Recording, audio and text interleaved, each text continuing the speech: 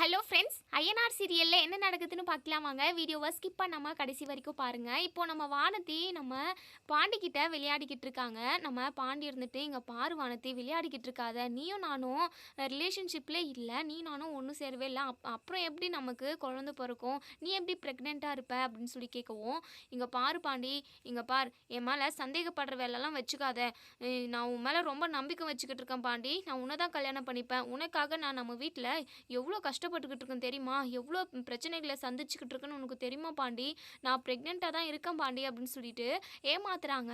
அப்படியே மனசுக்குள்ளேயே பயங்கரமாக சிரிச்சுக்கிறாங்க. எங்கள் பாண்டிக்கு ஒன்றுமே புரியல.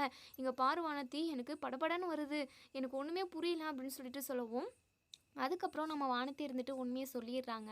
பாண்டி, கவலைப்படாத பாண்டி, நீ ஃபஸ்ட்டு பதட்டப்படாத, அந்த மாதிரி ஒரு பிரச்சனையும் இல்லை, நான் ப்ரெக்னெண்ட்டாகவே இல்லை பாண்டி அப்படின்னு சொல்லி சொல்கிறாங்க. இதை கேட்டதுக்கப்புறம் தான் நம்ம பாண்டிக்கு கொஞ்சம் ரிலாக்ஸாகவே இருக்குது. ஏய் வானத்தி, எனக்கு ஒரு மாதிரி அள்ளு கிளம்பிடுச்சு தெரியுமா, எதுக்காக இப்படி என்னை பயம்படுத்துகிற, அது மட்டும் இல்லாமல் அண்ணன் என்னை பல்லார்னு 2 அறை விட்டுருச்சு, இப்படியா நீ, நான் வளர்த்த வளர்ப்பு இப்படியா அப்படி இப்படின்னு சொல்லிட்டு அண்ணன் ரொம்ப கோவப்பட்டுச்சு தெரியுமா அப்படின்னு சொல்லிட்டு நம்ம பாண்டி வந்து சொல்கிறாங்க.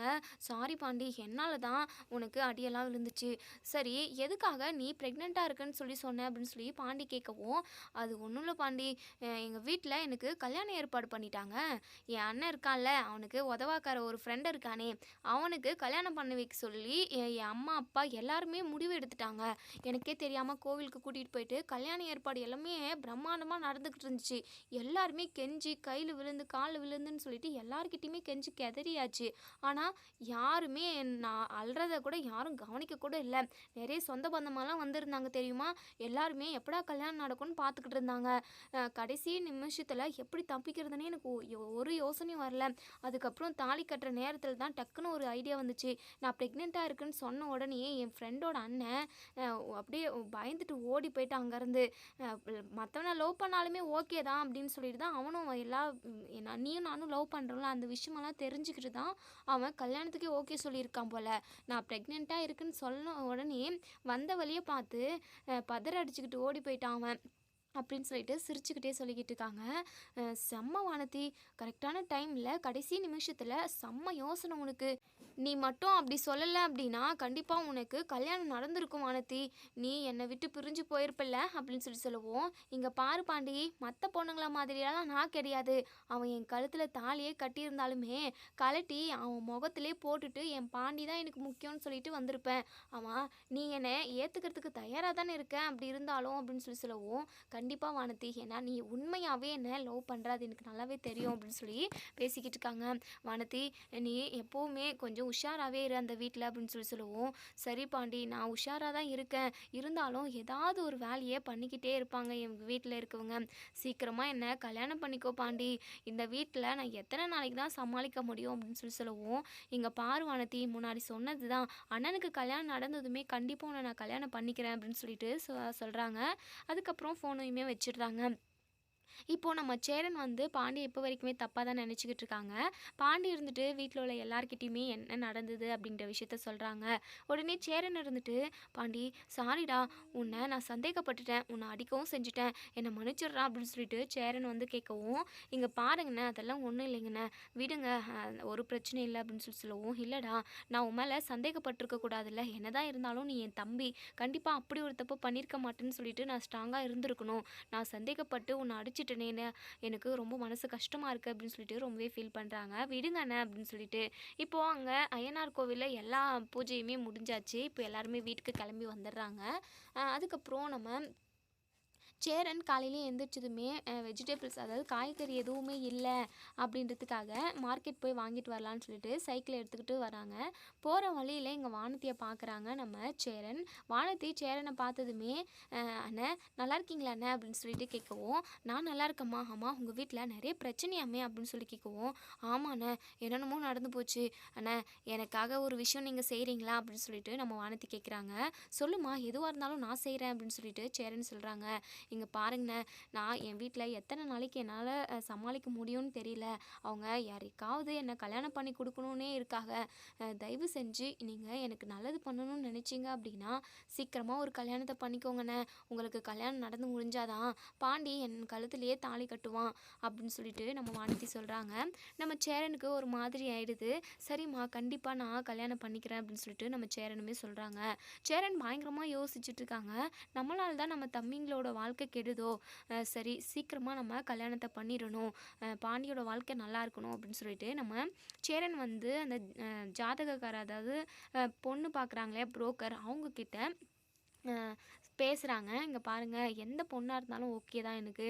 நீங்கள் எனக்கு ஒரு பொண்ணை மட்டும் பார்த்து எனக்கு கல்யாணம் முடிச்சு கொடுத்துருங்க. நான் இந்த குறை அந்த குறைன்னு எதுவுமே சொல்ல மாட்டேன். பொண்ணு கிடைச்சா போதுன்ற மாதிரி சேரன் வந்து சொல்லியிருப்பாங்க. இப்போது அந்த புரோக்கருமே சரிங்க, கண்டிப்பாக நான் சீக்கிரமாகவே ஒரு பொண்ணை பார்த்துடுறேன் அப்படின்னு சொல்லிட்டு அதுக்கப்புறம் இதை அதாவது நம்ம சேரனும் அந்த புரோக்கரும் பேசிக்கிட்டதை இங்கே கஸ்தூரி வந்து பார்க்குறாங்க. என்ன கல்யாண புரோக்கர்கிட்ட பேசிக்கிட்டு இருக்கான், பொண்ணு பார்க்க சொல்லி கேட்டிருக்குவானோ அப்படின்னு சொல்லிட்டு. அதுக்கப்புறம் அந்த புரோக்கர் வந்து வந்துக்கிட்டு இருக்கப்போ இங்கே கஸ்தூரி இருந்துட்டு என்ன ஏதுன்னு சொல்லி விசாரிக்கிறாங்க. அவங்களுமே விஷயத்த சொல்கிறாங்க. இப்போது கஸ்தூரி வந்து மனசுக்குள்ளேயே நினைக்கிறாங்க, எந்த பொண்ணுனாலுமே ஓகேன்னு சொல்கிறானே, அப்போது நம்ம ஒரு பொண்ணை கை காட்டுவோம். நம்ம வீட்டு பக்கத்தில் ஒரு பொண்ணு காது கேட்காமலும் ஒரு மாதிரி மனநிலை பாதிக்கப்பட்ட மாதிரியும், ஒரு சில நேரத்தில் நல்லா இருப்பா, ஒரு சில நேரத்தில் ஒரு மாதிரி மனநிலை பாதிக்கப்பட்ட மாதிரி பண்ணுவா. அந்த பொண்ணை இந்த சேரன் பையனுக்கு கல்யாணம் பண்ணி வைக்கணும். சரி, இந்த புரோக்கர்கிட்ட நம்ம அந்த பொண்ணை சொல்லி விடுவோம் அப்படின்னு சொல்லிட்டு எங்கள் புரோக்கர்கிட்ட அங்கே ஒரு பொண்ணு இங்கே இருக்குது, ரொம்ப நல்ல பொண்ணு அப்படின்னு சொல்லி சொல்கிறாங்க. சரிங்கம்மா, எங்கள் அட்ரஸ் அப்படின்னு சொல்லி கேட்கவும் அட்ரஸையுமே கொடுக்குறாங்க. இப்போது அந்த புரோக்கருமே அங்கே போயிட்டு விசாரிச்சுட்டு வராங்க. உங்கள் பொண்ணுக்கு கல்யாணம் பண்ணுறதுக்கு உங்களுக்கு ஓகேவா, ஒரு மாப்பிள்ளை ரொம்ப ரொம்ப நல்ல மாப்பிள்ளை அப்படின்னு சொல்லி சேரனை பற்றி தான் அந்த பொண்ணு வீட்டில் பேசிக்கிட்டு இருக்காங்க. பொண்ணு வீட்டுக்குமே ஓகேன்ற மாதிரி தான் சொல்லிடுறாங்க. அதுக்கப்புறம் எங்கள் புரோக்கர் இருந்துட்டு நம்ம சேரனுக்கு கால் பண்ணி விஷயத்த சொல்கிறாங்க. பொண்ணு கொஞ்சம் அதாவது லைட்டாக காது கேட்காதான் அப்படின்னு சொல்லி சொல்கிறாங்க. உடனே எங்கள் சேரன் இருந்துட்டு ஒரு மாதிரி கஷ்டமாக தான் இருக்குது, இருந்தாலும் பரவாயில்ல, தம்பிங்களுக்காக நம்ம கல்யாணத்தை பண்ணி தான் ஆகணும் அண்ணே, எப்படி இருந்தாலுமே பரவாயில்லண்ணே, எனக்கு பொண்ணு கிடைச்சா போதும், கல்யாணம் நடந்தால் போதுண்ணே அப்படின்னு சொல்லிட்டு நம்ம சேரன் வந்து என்ன ஏதுன்னு கூட டீட்டெயிலாக விசாரிக்காமல் கூட அப்படி ஒரு முடிவு, அதாவது ஓகேன்ற மாதிரி சொல்லிடுறாங்க. அதுக்கப்புறம் அந்த பொண்ணு வீட்லேயுமே பொண்ணு கேட்டு வர சொல்லி, அதாவது மாப்பிள்ளை வீட்டை பார்க்குறதுக்காக வர சொல்லிடுறாங்க. இப்போது அந்த பொண்ணு வீட்டில் இருந்துமே மாப்பிள்ளை பார்க்குறதுக்காக வந்துக்கிட்டு இருக்காங்க. சேரன் வீட்லேயுமே இன்ஃபார்ம் பண்ணிடுறாங்க புரோக்கர். இப்போது நம்ம பல்லவன், பாண்டி, சோழன், நிலா இவங்க எல்லாருமே ரொம்பவே ஆர்வமாக இருக்காங்க. பொண்ணு எப்படி இருக்கும், சீக்கிரமாகவே அண்ணனுக்கு கல்யாணம் நடக்க போகுது, கோவிலுக்கு போயிட்டு வந்ததுலேருந்தே நம்ம வீட்டில் நல்ல வைப்பாக தான் இருக்குல்ல, நல்லதே நடந்துக்கிட்டு இருக்கு அப்படின்னு சொல்லிட்டு நம்ம நிலா, பல்லவன் எல்லாருமே பேசிக்கிட்டு இருக்காங்க. வீடெல்லாம் அழகாக க்ளீன் பண்ணி சுத்தமாக வச்சுக்கிறாங்க. இப்போது அந்த பொண்ணு வீட்டுக்காரங்களுமே வந்துடுறாங்க. அதாவது பொண்ணை வந்து கூட கூட்டிகிட்டு வர்றது கிடையாது. இப்போ பொண்ணு வீட்டுக்கு, அதாவது அவங்க அப்பா, அம்மா, சித்தப்பா, சித்தி இவங்க ஒரு 4, 5 பேர் வந்து வீட்டெல்லாம் பார்க்குறாங்க. போதும் இந்த அளவுக்கு வீடு இருந்தாவே அப்படின்ற மாதிரி. நம்ம நிலா வந்து எல்லாருக்குமே காஃபி கொண்டு வந்து கொடுக்குறாங்க. இப்போது அவங்க எல்லாருமே பார்த்து ஓகே சொல்லிடுறாங்க. எங்களுக்கு மாப்பிள்ளையும் பிடிச்சிருக்கு, இந்த வீட்டையும் பிடிச்சிருக்குன்னு சொல்லிட்டு நிலா பயங்கரமாக சந்தோஷப்படுறாங்க. பல்லவா, அண்ணனுக்கு கல்யாணம் நடக்க போகுது, பொண்ணு வீட்டுக்கு நம்ம வீட்டை பிடிச்சிருச்சான் அப்படின்னு சொல்லிட்டு இப்போது ரொம்பவே சந்தோஷமாக இருக்காங்க. சரி, எப்போ நிச்சயதார்த்தம் வச்சுக்கலாம், சிம்பிளாக நிச்சயதார்த்தத்தை முடிச்சுட்டு கோவிலில் தாலியை போட்டுக்கிட்டு ரிசப்ஷன் வேணால் பெருசாக வச்சுக்கலாம் அப்படின்ற மாதிரி பொண்ணு வீட்டு சைட்லேருந்து சொல்கிறாங்க. இப்போது நிலாவுமே ஓகேன்ற மாதிரி தான் சொல்கிறாங்க. அதுக்கப்புறம் அவங்க எல்லாருமே கிளம்பி போயிடுறாங்க. இப்போது பொண்ணுக்கு காது கேட்காது, அதுவும் லைட்டாக கேட்காதுன்ற விஷயம் மட்டும்தான் நம்ம சேரனுக்கு தெரியும். அதை பெருசாக அவங்க நினச்சிக்கல, வீட்டில் யார்கிட்டையுமே சொல்லலை. நிலா இருந்துட்டு சேரனை, உங்களுக்கு ரொம்ப நாள் கழித்து இப்போது கல்யாணம் நடக்க போகுது, எல்லாமே நம்ம குலதெய்வத்தால் தான் அண்ணே, நீங்கள் இனிமேல் சந்தோஷமாக இருப்பீங்கண்ணே, உங்கள் நல்ல மனசுக்கு எல்லாமே நல்லதாக தான் நடக்கும் அப்படின்னு சொல்லிட்டு இங்கே நம்ம சந்தா அதெல்லாம் பார்த்து என்ன நடக்குதுங்க அப்படின்னு சொல்லி கேட்கவும், சேரனுக்கு கல்யாணம் நடக்க போகுது அப்படின்னு சொல்லிட்டு ஆக்ஷன் பண்ணி சொல்கிறாங்க. இதை கேட்டதுமே நம்ம சந்தாவோட முகம் வாடி போகுது, ஒரு மாதிரி ரொம்பவே அப்செட் ஆயிடுறாங்க. சேரன் ஏன்னா நம்ம சந்தாவுக்கு ரொம்பவே பிடிச்சிருக்கு, அவங்க மனசுக்குள்ளே தான் வச்சுக்கிட்டு இருக்காங்க. இது வரைக்குமே அவங்க வெளிப்படையாக யாருக்கிட்டையுமே சொல்லலை. சேரன் அவங்களுக்கு ரொம்ப ரொம்ப பிடிச்சிருக்குன்னு கூட சொல்லலாம். அதுக்கப்புறம் ரூம்குள்ளே போயிட்டு ரொம்பவே ஃபீல் பண்ணுறாங்க சந்தா. சேரன் பையாவுக்கு கல்யாணம் நடக்க போகுதே, அவரை நம்ம கல்யாணம் பண்ணியிருந்தா நல்லா இருந்திருக்கும், நம்மளை ரொம்ப நல்லா பார்த்துக்கிட்டு இருந்திருப்பாரு, நம்ம தாய் மாமா கிட்ட இருந்துமே தப்பிச்சு இருந்திருக்கலாம், நம்ம சேஃப்டியான இடத்துல இருந்திருக்கலாம் இங்கே இருந்திருந்தா அப்படின்னு சொல்லிட்டு நம்ம சந்தா ரொம்பவே ஃபீல் பண்ணுறாங்க. அதுக்கப்புறம் நம்ம சேரன் எல்லாருக்குமே சமைச்சு முடிச்சுட்டு கொண்டு வந்து வைக்கிறாங்க. சந்தா சந்தான்னு சொல்லிட்டு நிலா எத்தனை டைம் கூப்பிட்றாங்க, ஆனால் சந்தா வெளியவே வர்றது கிடையாது. உடனே சேரன் இருந்துட்டு சந்தா என்னாச்சு வா அப்படின்னு சொல்லிட்டு உள்ள ரூமில் போயிட்டு கூட்டிகிட்டு வராங்க. உடனே நம்ம பல்லவன் இருந்துட்டு ஏங்க உங்களுக்கு என்னங்க ஆச்சு, எத்தனை டைம் கூப்பிட்டோம் நீங்கள் வெளியவே வரல, உங்கள் முகமும் ஆடி போயிருக்கு, என்னங்க ஆச்சு அப்படின்னு சொல்லிட்டு கேட்கவும் நை நை அப்படின்னு சொல்லிட்டு அவங்க பாஷையில் சொல்லிடுறாங்க. அதுக்கப்புறம் சாப்பாடெல்லாம் பரிமாறுறாங்க நம்ம சேரன் தான். இப்போ சந்தா சேரனோட முகத்தவே பார்த்துக்கிட்டு இருக்காங்க, நம்ம மிஸ் பண்ணிட்டோம் இவரை அப்படின்னு சொல்லிட்டு. அதுக்கப்புறம் இங்கே நம்ம சேரனோட நிச்சயதார்த்த வேலை எல்லாமே தடபடலாக நடந்துக்கிட்டு இருக்கு. ஏன்னா சீக்கிரமாகவே நல்ல நாளை பார்த்து சீக்கிரமாகவே அண்ணனுக்கு கல்யாணத்தை பண்ணி முடிச்சிடணும் அப்படின்றதுக்காக இப்போ நிச்சயதார்த்த ஏற்பாடு எல்லாமே நடந்துக்கிட்டு இருக்கு. மறுநாள் நிச்சயதார்த்தம், மறுநாள் ஆகுது. இங்கே பொண்ணையுமே கூட்டிகிட்டு வராங்க. பொண்ணுக்கிட்ட நம்ம பல்லவன் வந்து பேசணும்னு ஆசைப்பட்றாங்க. உடனே சோழனுக்கிட்ட அண்ணே பொண்ணுக்கிட்ட ஒரு 4 வார்த்தை பேசிக்கலாம்ல அண்ணே, நம்ம குடும்பத்துக்கு அண்ணியாக வரப்போகிறாங்க, மருமகளாக வரப்போகிறாங்க, அவங்கக்கிட்ட நான் 2 வார்த்தை பேசிக்கிறேன்னு அப்படின்னு சொல்லுவோம். சோழன் இருந்துட்டு டே பல்லவா உனக்கு இல்லாத உரிமையா, சேர அண்ணனுக்கு கல்யாணம் ஆயிடுச்சு அப்படின்னா அவங்க நம்ம வீட்டு மருமக அண்ணி ஆக போகிறாங்க, நம்ம பேசுகிறதுல ஒரு பிரச்சனை இல்லைவா, நீ நானும் போய் பேசிட்டு வந்துடலாம் அப்படின்னு சொல்லிட்டு இப்போ பொண்ணுக்கிட்ட தனியாக போய் பேசுகிறாங்க. உடனே பொண்ணு வீட்டு சைட்லேருந்து என்ன மாப்பிள்ளை தான் போயிட்டு தனியாக பேசுவாங்க, மாப்பிள்ளையோட தம்பிங்க 2 பேரும் போயிட்டு பொண்ணு கூட தனியாக பேசுகிறாங்க அப்படின்னு சொல்லிட்டு எல்லாருமே பேசிக்கிட்டு இருக்காங்க.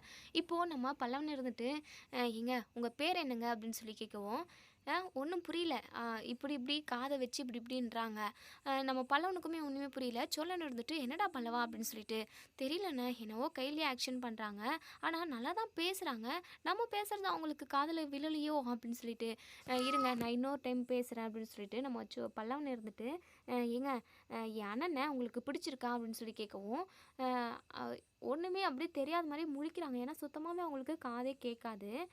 ஒரு சில டைமில் அவங்க மனநிலை பாதிக்கப்பட்ட மாதிரியுமே பண்ணுவாங்க. நல்லாவே அவங்களுக்கு புரியவே இல்லை நாம் அதாவது பல்லவன் பேசுகிறது. இப்போது அந்த பொண்ணு வந்து என்ன பேசுதுன்னா கொஞ்ச நேரம் நல்லாவே நீங்கள் சாப்பிட்டீங்களா நல்லா இருக்கீங்களா அப்படின்ற மாதிரி பேசுது, இவங்களுக்கு புரியுது, ஆனால் இவங்க பேசுறது அவங்க காதில் விழலை. நல்லாவே பேசிக்கிட்டு இருக்காங்க. நம்ம பல்லவன் இருந்துட்டு என்னன்னா ஒன்றுமே எனக்கு விளங்கவே இல்லைன்னா என்ன நடக்குதுன்னு எனக்கு புரியல, பொண்ணுக்கு ஏதோ ப்ராப்ளம் போல் காது கேட்காதுன்னு நான் நினைக்கிறேன் அப்படின்னு சொல்லிட்டு சொல்கிறாங்க. அதுக்கப்புறம் இந்தாப்படி இருந்து பக்கத்தில் உள்ள கல்லை எடுத்து நம்ம பல்லவன் மேலே போட்டுடுறாங்க. ஏன்னா கொஞ்ச நேரம் நல்லா இருப்பாங்க, கொஞ்ச நேரம் மனநிலை பாதிக்கப்பட்ட மாதிரி பண்ணுவாங்க. ஆனால் என்னென்ன கல்லை எடுத்து வீசுகிறாங்க, வாங்க நான் ஓடி போயிடுவோம் அப்படின்னு சொல்லிட்டு இங்கே நம்ம சொல்லணும் இருந்துட்டு பல்லவா பொண்ணுக்கு ஏதோ ஒரு கோளாறு இருக்குது, கண்டிப்பாக இந்த பொண்ணு நம்ம அண்ணனுக்கு வேண்டாம்டா பல்லவா அப்படின்னு சொல்லி சொல்கிறாங்க. ஆமாண்ணே நீ சொல்கிறது ரொம்ப ரொம்ப கரெக்டுண்ணே, பொண்ணு ஏதோ ஒரு ஏடாகூடமான ஆளாட்டுங்குது, நல்லாவே பேசிக்கிட்டு இருந்துச்சு, நம்ம பேசுறது அந்த பொண்ணு காதுக்கு விழலை, அது நல்லா பேசுது, கொஞ்ச நேரம் நல்லா பேசிக்கிட்டே இருந்து கல்லை எடுத்து மேலே வீசுது, அண்ணே இந்த பொண்ணு வேண்டவே வேண்டாண்ணே, நம்ம வீட்டுக்கு மருமகளாக இவ வேண்டவே வேண்டாம் அப்படிங்கிற மாதிரி 2 பேருமே முடிவெடுத்துடுறாங்க.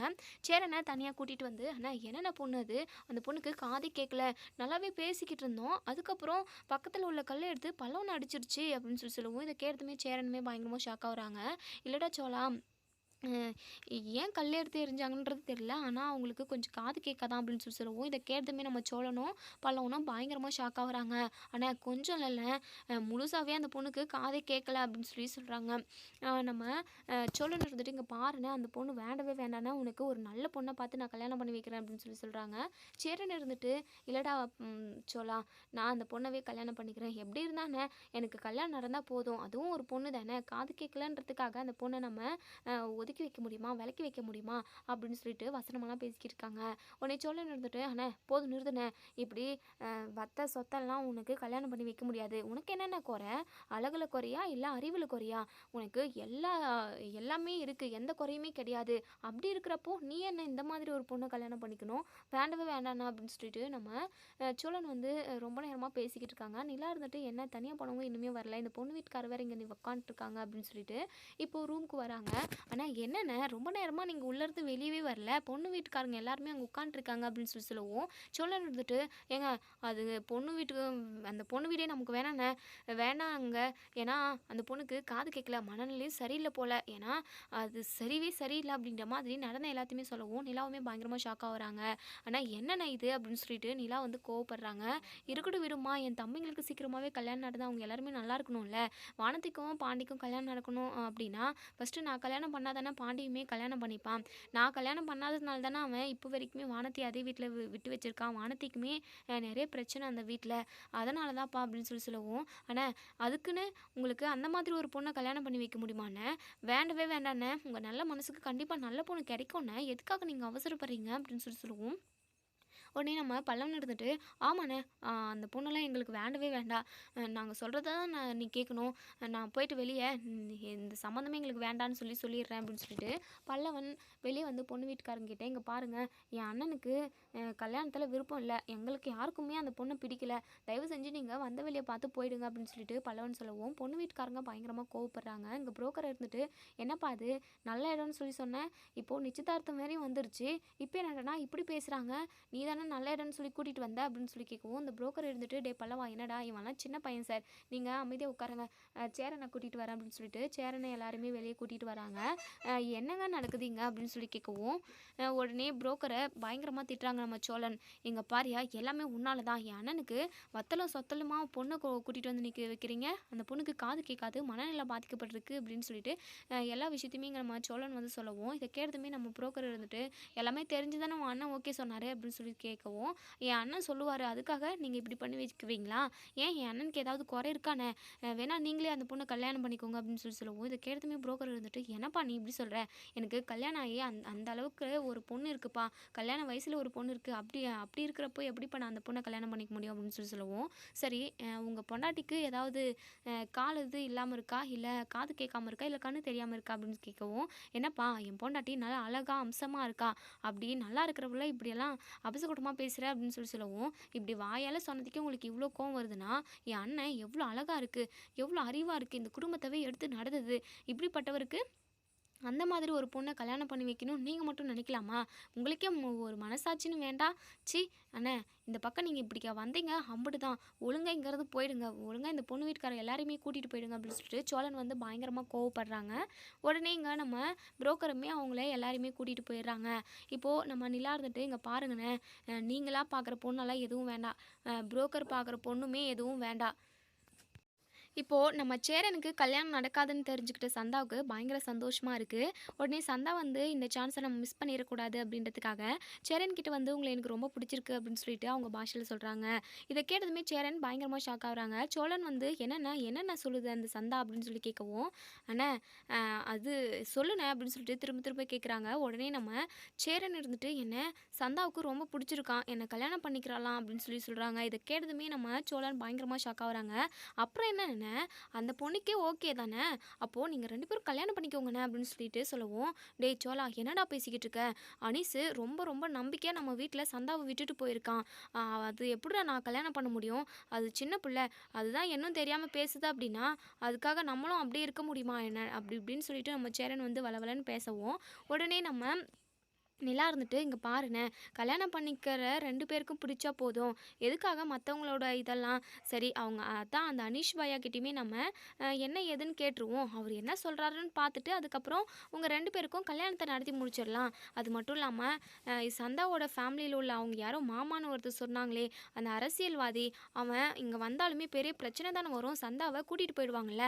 இப்போது உங்களுக்கு 2 பேருக்கும் கல்யாணம் நடந்துருச்சு அப்படின்னா அதை வச்சு நம்ம ஏதோ ஒன்று சமாளித்து சந்தாவை காப்பாற்றிடலாம்ல" அப்படின்னு சொல்லிட்டு இங்கே நம்ம நிலாவுமே சொல்கிறாங்க. "நீ சொல்கிறதும் கரெக்டு தான்ப்பா. ஆனால் நான் எப்படிப்பா சந்தாவை நான் என் தங்கச்சி மாதிரி பார்த்தேன்ப்பா" அப்படின்னு சொல்லவும், "அண்ணே தங்கச்சி அதெல்லாம் எதுவும் இப்போ பேசாதீங்கண்ணே. அதான் சந்தாவுக்கும் உங்களை ரொம்ப பிடிச்சிருக்குல்ல, நீங்கள் அனீஸுக்கு கால் பண்ணுங்க" அப்படின்னு சொல்லிட்டு நம்ம நிலா சொல்கிறாங்க. அனீஸுக்கு கால் பண்ணி கொடுக்குறாங்க. நம்ம சோழன் பேசுகிறாங்க. "அண்ணே, நீங்கள் உடனே இங்கே கிளம்பி வாங்க" அப்படின்னு சொல்லிட்டு ஃபோனை வச்சுறாங்க. இங்கே இப்போ அனீஷுமே கிளம்பி வந்துடுறாங்க. "என்ன விஷயம்?" அப்படின்னு கேட்கவும், சந்தாவே போயிட்டு அனீஷ்கிட்ட எல்லா விஷயத்தையும் சொல்லவும், அனீஷ்க்குமே இந்த விஷயத்தில் சந்தோஷம்தான். ரொம்ப நல்ல முடிவு தான் சந்தா எடுத்திருக்கா. இது ரொம்ப நல்ல விஷயந்தான் அப்படின்னு சொல்லவும், சேரன் இருந்துட்டு, "என்ன அனீஷ்?" அப்படின்னு கேட்கவும், "ஆமாம் பையா, உங்களை மாதிரி ஒரு நல்ல பையன் எங்களுக்கு கிடைக்குமா? ஏற்கனவே சந்தா விஷயத்தில் நிறைய பிரச்சனை இருக்குது. சந்தா சேஃபாக இருக்கணும் அப்படின்னா கண்டிப்பாக இதுதான் கரெக்டாக இருக்கும்னு எனக்கு தோணுது. சந்தாக்கே ஓகே அப்படின்னா இதில் எனக்கு என்ன மறுப்பு இருக்க போகுது? கண்டிப்பாக சீக்கிரமாக 2 பேருக்கும் கல்யாணத்தை நடத்தி முடிச்சிடலாம்" அப்படின்னு சொல்லிட்டு நம்ம அனீஷ்மே சொல்லிடுறாங்க. வீட்டில் உள்ள எல்லாருமே ரொம்பவே சந்தோஷமாக இருக்காங்க. இப்போ சந்தா நம்ம சேரனுக்கு கல்யாண ஏற்பாடு எல்லாமே தடபுடலா நடந்துக்கிட்டு இருக்கு. இதோட இந்த ரிவ்யூ முடியுது. இதுக்கப்புறம் என்ன நடக்குது சொல்லி வெயிட் பண்ணி பார்ப்போம் ஃப்ரெண்ட்ஸ். வீடியோ பிடிச்சிருந்தா லைக் பண்ணி கமெண்ட் பண்ணி தெரிவிங்க. இப்போது நம்ம சேரனுக்கும் சந்தாவுக்கும் கல்யாணம் நடந்து முடிஞ்சிச்சு அப்படின்னா அடுத்த நிமிஷமே நம்ம பாண்டியுமே வானத்தியை போயிட்டு கையோட கூட்டிகிட்டு வந்துடுவாங்க. இப்போது நம்ம வானத்திக்கும் பாண்டிக்கும் கல்யாணம் நடந்து முடிஞ்சிடும். நெக்ஸ்ட்டு நம்ம பல்லவன் தான் இருக்காங்க. பல்லவன் வந்து ஒரு பொண்ணை பார்த்துக்கிட்டு இருக்காங்க. பல்லவன்றதை விட அந்த பொண்ணு பல்லவனை பார்த்துக்கிட்டு இருக்கு. கொஞ்ச நாளில் அவங்களுக்குமே லவ் செட் ஆகி பல்லவனுக்குமே கல்யாணம் ஆகிடும். இப்போது கூட்டு குடும்பமாக ரொம்பவே சந்தோஷமாக இருக்க போகிறாங்க. அது மட்டும் இல்லாமல் அந்த குடும்பத்தில் பொம்பளைங்களே யாருமே இருக்க மாட்டாங்கன்னு சொல்லிட்டு சாபம் அதாவது சாபம் இருக்குது.